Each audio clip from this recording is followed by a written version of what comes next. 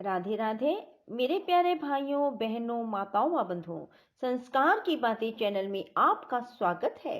बंधुओं, आज मैं आपके लिए लेकर आई हूँ दशा माता की 7वें दिन सुनी जाने वाली कथा।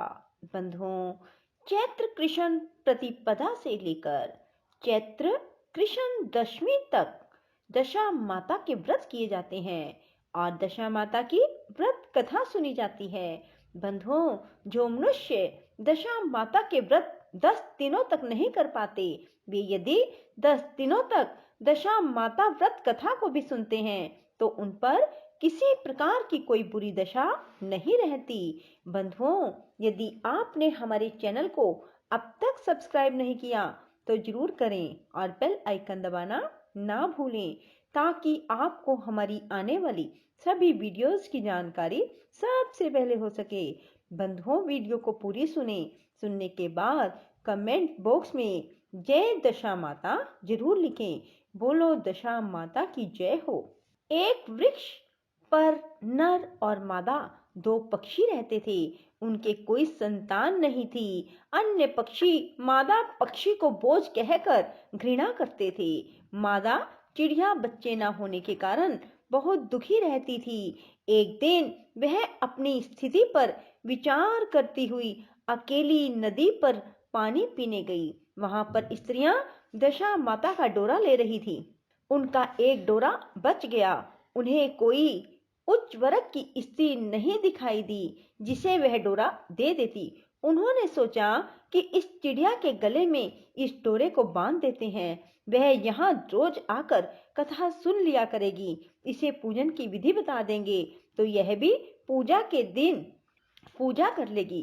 तदनुसार उन्होंने चिड़िया के गले में दशा माता का डोरा बांध दिया और उसे समझा दिया, प्रतिदिन 9 दिन तक यहाँ आकर कहानी सुन लिया करो। 10वें दिन 21 गेहूं के दाने लाकर उनमें से एक दाना दशा माता के नाम से नदी में डाल देना और बाकी 20 दाने तुम स्वयं खा लेना।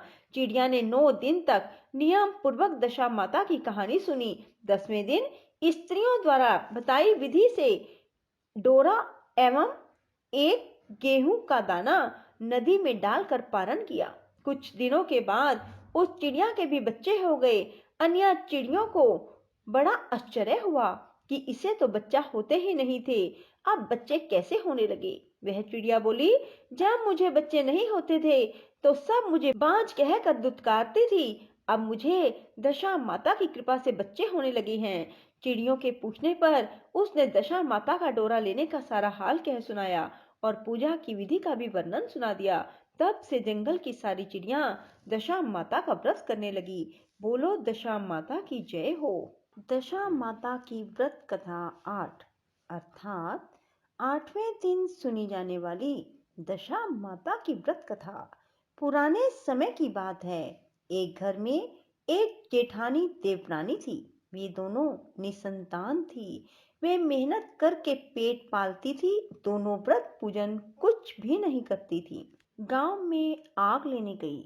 उस दिन गांव में दशा माता का पूजन था, इसलिए उन्हें किसी के यहाँ से भी आग नहीं मिली। आग न मिलने पर जेठानी देवरानी से बोली, आज हम दोनों का भी व्रत रहेगा।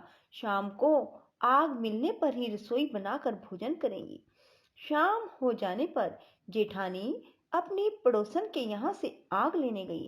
पड़ोसन ने उसे आदर पूर्वक बिठाया। जेठानी ने पड़ोसन से पूछा, दशा माता का पूजन करने से क्या होता है।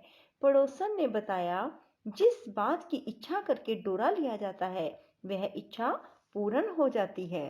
जेठानी यह सुनकर पड़ोसन से बोली, अगली बार जब डोरा लेना हो तो मुझे भी बताना, मैं भी डोरा लूंगी। जेठानी जैसे ही आग लेकर घर से बाहर आई तो उसे गाय चर कर आती दिखाई दी। ग्वाला पीछे आ रहा था। उसके कंधे पर एक बछड़ा था और एक गाय बछड़े को चाटते हुए चल रही थी। पड़ोसन ने ग्वाले से पूछा, तुम्हारी गाय के पहली बार प्रसव हुआ है क्या। ग्वाले ने बताया, हाँ। पड़ोसन ने फिर पूछा, गाय ने बछड़ा दिया है बछिया। ग्वाला बोला, बछड़ा है। यह जानकर जेठानी ने पड़ोसन से कहा कि घर जाकर दशा माता का डोरा ले लो। 9 दिन तक व्रत रखकर कथा सुनना। 10वें दिन सिर सहित स्नान करके पूजन करना। दशा माता चाहेंगी तो 10 दिन के भीतर ही तुम्हारी मनोकामना पूरी हो जाएगी। जेठानी ने घर जाकर सारी बातें देवरानी को बताई। दोनों ने दशा माता से मनौती मांगी कि यदि हम दोनों की संतान होगी तो हम सुहागिनों को न्योता देंगे। दोनों ने दशा माता का डोरा लिया। दशा माता की कृपा से डोरे की पूजा से पहले ही दोनों दरानी जेठानी गर्भवती हो गई। 9 महीने 9 दिन के बाद दोनों के यहाँ 2 लड़कों ने जन्म लिया। बालकों के नामकरण संस्कार के बाद देवरानी ने जेठानी से कहा, हमने जो सुहागिनों को न्योतने की मिनौती मांगी थी उसे अब पूरा करना चाहिए। जेठानी ने कहा, अभी ऐसी क्या जल्दी है? जब लड़कों को अन्नप्राशन संस्कार होगा तब सुहागिनों को न्योता देंगे। अब लड़कों का अन्नप्राशन संस्कार हुआ तब देवरानी ने जेठानी से सुहागिनों को न्योतने की बात कही, परंतु जेठानी ने बात को टाल दिया और कहा, लड़कों के मुंडन संस्कार पर सुहागिनों को न्योता देंगे। होते होते कुछ समय बाद लड़कों का मुंडन संस्कार भी हो गया। देवरानी ने जेठानी को सुहागिनों के न्योतने की बात कही। जेठानी बोली, लड़कों की सगाई के समय ही सुहागनें न्योती जाएंगी। लड़के बड़े हो गए, उनकी सगाई भी हो गई, परंतु जेठानी ने अब की बार भी सुहागिनें नहीं न्योती। जेठानी बोली, जिस दिन लड़कों के फेरे होंगे उसी दिन सुहागिनों को न्योता देंगे। देवरानी बोली, बहन तुम्हारी जब इच्छा हो तुम तब न्योतना, परंतु मैं तो लगन के दिन ही सुहागिनों को न्योत दूंगी।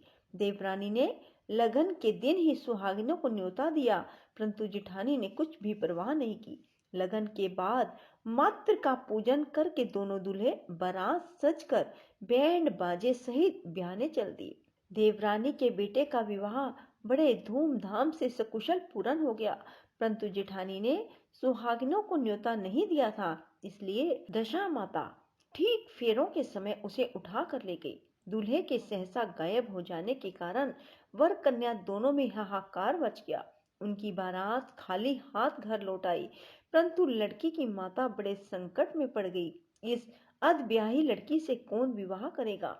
पड़ोस की चतुर सुहागिनों ने लड़की की माता को समझाया कि ब्याह का जो सामान बचा है उस सामान को लड़की के हवाले कर दिया जाए। लड़की भिखारियों को सदा व्रत देने लगी। एक दिन एक साधु तीर्थ यात्रा करता हुआ वहां आया। गांव से घने जंगल में एक पीपल का पेड़ था। लोग इस पीपल के पेड़ को पारस पीपल कहते थे। उसी पेड़ पर दशा माता का निवास था। साधु चलता चलता शाम को उसी पेड़ के नीचे ठहर गया। झाड़ूदार ने आकर उसी पेड़ के पास के मैदान में झाड़ू लगाई। भिस्ती ने मस्क से वहां पर छिड़काव कर दिया और माली ने यहाँ फूल बिखेर दिए। तब अनेक देवता अनेक प्रकार की पोशाक पहनकर आने लगे तथा स्थान पर बैठ गए। सबसे बाद में स्वर्ग के राजा इंद्र का सिंहासन उतरा। इसी के साथ स्वर्ग की अप्सराएं आकर सिंहासन के चारों ओर नाचने लगी। उसी समय अधब्याहे लड़के को गोद में लेकर दशा माता पीपल के पेड़ से नीचे उतरी। इंद्र के साथ स्वर्ग से एक सूरा गाय भी आई। उसने 2 गिलास दूध दिया। लड़के ने अधब्याहे के भाग का एक गिलास अलग रख दिया, दूसरे गिलास का दूध भी पी लिया। जब तक अप्सराओं का नाच गान होता रहा, दशा माता लड़के को गोद में लेकर बैठी रही। प्रातःकाल होते ही देवताओं का दरबार भंग हुआ। साधु भी वहां से चलकर नगर में आया। साधु महाराज गांव में भिक्षा मांगते मांगते अधब्याही लड़की के घर जा पहुंचे। लड़की ने आदरपूर्वक साधु को बिठाया और भोजन तैयार किया। लड़की ने 3 पत्तल परोस कर रखे। पहली पत्तल अधब्याहे अपने पति के लिए रखी, दूसरी पत्तल बाबा जी के सामने रखी और एक पत्तल अपने सामने रखी। बाबा ने अपने आप कहा, वहां जो बात मैंने रात वहां देखी वही बात यहीं भी देखने को मिल रही है। लड़की ने पूछा, क्या बात?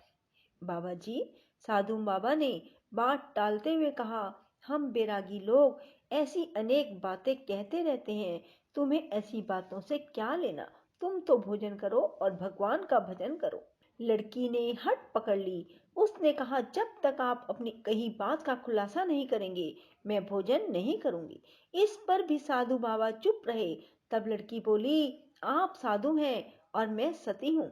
आप या तो अपने कथन को स्पष्ट कीजिए, आपने रात में क्या देखा, नहीं तो मैं आपको शाप दे दूंगी। तब साधु बाबा ने रात का सारा किस्सा कह सुनाया। यह सुनकर लड़की ने बाबा के साथ पीपल के पेड़ पर जाने का निश्चय कर लिया। साधु बाबा आगे आगे चले, लड़की उनके पीछे पीछे चलती रही।